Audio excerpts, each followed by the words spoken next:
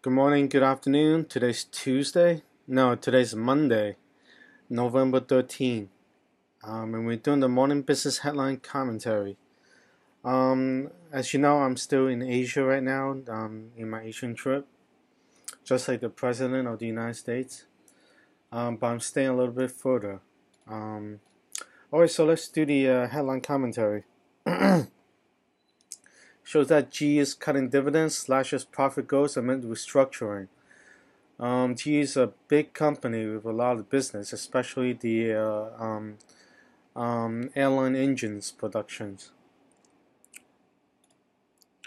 So, GE is it's a company to deal with.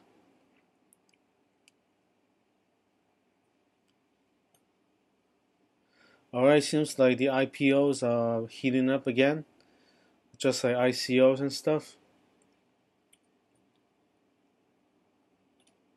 So, do you see the president's trip to Asia is like going to the Philippines and attending the ASEAN APEC summit? That's pretty interesting. You see, like GOP still doing the rework on the tax proposal, especially like helping companies to repatriate their funds from overseas and having a lower tax rate for individuals.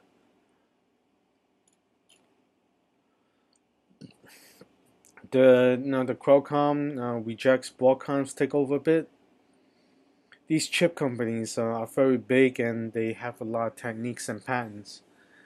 So it will probably not end up being doing anything because Qualcomm is big enough to fight off any takeover issues.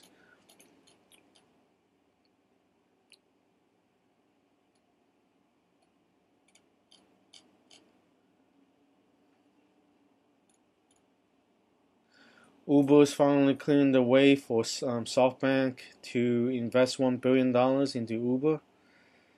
If I was SoftBank, I probably wouldn't do that. I mean, invest in Uber because that company is messed up. Um, but they've been trying their efforts to improve driver experience as well.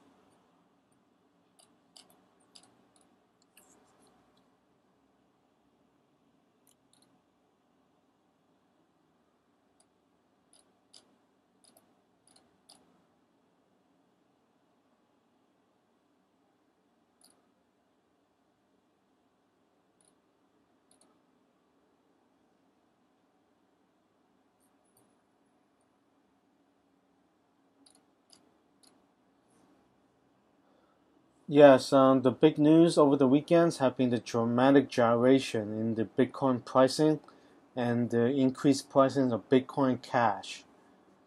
Within the details of this dilemma is like disagreements among the constituents that determine what to do with the Bitcoin. The thing is like Bitcoin, the core or the original Bitcoin, has so much transactions slowing down the network. So there's a revolt among the miners to defect to Bitcoin Cash, where they have a bigger size, 8 MB, to store transaction details, while the original Bitcoin is 1 MB. Which is why it's slowing things down.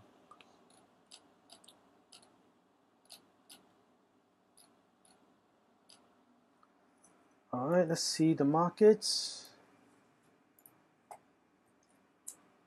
The false narrative of the crude oil is beginning to catch on by the smart people.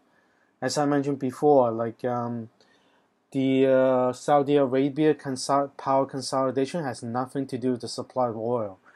The United States still became the net exporter of oil due to new technology where the sideways drilling can drill more oil and retire the old vertical driving rigs.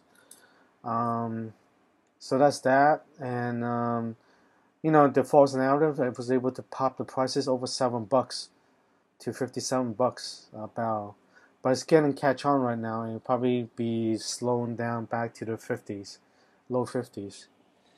Alright, so we see gold's popping to $4.80 to $12.79. Due to a little bit of geopolitical things like the Saudi Arabia saga, tax rework, and uncertainty of how the president would behave in the Asian trip. Alright, the 10-year note didn't move much. FX euro at 116, a little bit back to normalcy. Yen's 113, near the 115 area. Yes, Hang Seng was slowly and a little bit capitulations to 30,000. As I mentioned many times before they hit like 25,000, I was mentioning it already. Hang Seng looks likely to be en route to 30,000, but they may have a lot of dramatic politics to play out. That's that of the Asian politics unique to Hang Seng. Alright. Europe, US. Alright, Dow Jones is approaching the record territory slowly with a 15 points rise. Alright, that's that. Looking at some more headlines. Yeah. Broadcom's hostile bid for Qualcomm. We did mention that already. G is cutting dividends because it's a big company with a new CEO and such. Yes, the dramatic gyration of Bitcoin pricing over the weekends. Seems like these guys are smart. They wait until the weekends to collectively try to challenge Bitcoin in pricing and move the evaluation to Bitcoin Cash, which is over $1,000 right now in the evaluation. It shows that Bill Gates is building 25,000 acres of land in Arizona to build a smart city. Well, that city won't be that huge because you need like a good water supply to supply a living city. Like New York City, you need to be next to like a very well-fed rivers and water source. And that may not be the case here in Arizona. AT&T merger fights. Anything with the cell phone industry have to be scrutinized, especially the potential between Sprint and T-Mobile. Anything that has been merging since the singular merger of AT&T has been nothing more than pushing prices higher, and that's that.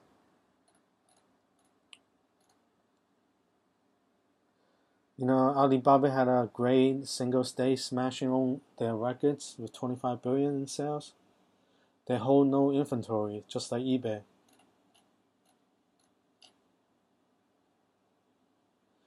Okay, the supercomputer race between the US and China still continues. Seems like the US is able to go faster now. Lyft, one of the Uber competitor, will be expanding into international cities. And the first one will be Toronto, Canada. And I hope they will expand into Hong Kong as well.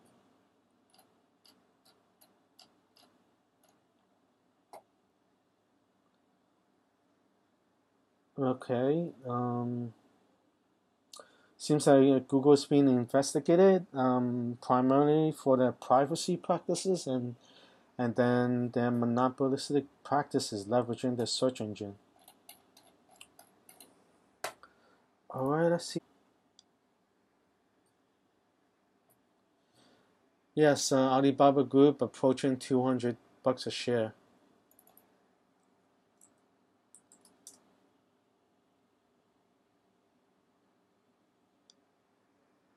Tesla recovering a bit after falling to $300 a share. I still have yet to see in Hong Kong an actual Tesla car being charged. The whole lifestyle of owning a Tesla is so inconvenient in Hong Kong because you cannot actually have a charger at your home. You need to, because the space is so tight in here. But yet still there's a lot of people that drive a Tesla, spend 2 hours away from home to charge their cars. Alright, that's that. Alright, today's Monday, November 13th, 2017, and we're doing the morning business headline commentary. As I mentioned previously, I have Indian followers and Chinese business followers. I featured Amazon 1 year ago with a special video when it was around $500 and $600 a share, and now it's over $1,000 a share. India's Modi, after I featured Amazon, went for a big hug on Amazon. More recently, the company called Funimation that owns Dragon Ball became a takeover target after I featured Goku and Gohan of Dragon Ball in my eating cooking demo videos. And more recently, the Ford Motor Company had a rapid response to my actionable commentary, which I mentioned that future car companies, to survive, they need to have EVs and hybrids in their lineups. And within a couple of hours of my commentary, Ford Motor Company decided to announce that we put more resources into bigger cars and bigger trucks in EVs and hybrids. So that's that. All right.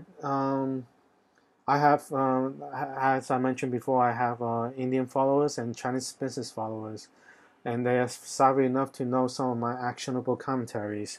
And I have begun to create a private email group where I create more actionable commentaries and features on certain companies that I think will do well. Like I have mentioned about McDonald's and Tesla and Amazon and so forth, and Disney. 4 companies I have featured listed below. That was happening a year ago. All of them has been made significant gains since then. Alright, so happy trading. Today is Monday, November 13, 2017.